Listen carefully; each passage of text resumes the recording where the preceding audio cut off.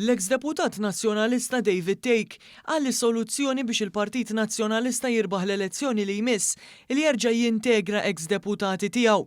F'kitba fuq il-medja soċjali li sabet l-approvazzjoni tal-eks-deputat Jason Azzopardi li għamilu like, Take enfasizza li l-eks-kap nazzjonalista Bernard Grech kien ossessjonat biex iwarrab lil dawk li kienu meqjusin bħala antiki fil-partit. Hawnhekk semma numru ta' persuni li nataw il-ġemp mill-Partit Nazzjonalista fi żmienu, bħal Jason Azzopardi, Mario Gallia, Clyde Puli, Kirsty De Bono, Jean-Pierre De Bono u Joe Ellis fost oħrajn.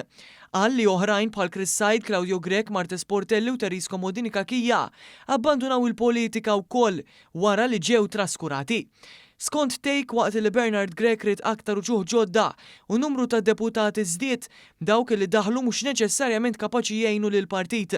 Semma kif in-nies fil-fatt mhumiex impressjonati bis-selfies u l-kitbiet fuq il-midja soċjali, iżda jimpurtom mis-sustanza. Take illi spiċċa rriżenja mill-Parlament wara l-instab li kellu jagħti blura eluf kbar ta' euro f'taxxi dovuti, qal li l-PN jeħtieġ idaħħal lura politiċi ta' esperjenza, inkluż dawk li diġà servew bħala ministri u segretarji parlamentari taħt gvernijiet nazzjonalisti. Saħaq li jekk biss il-Partit Nazzjonalista jista' jassikura li jkun lura fil-gvern.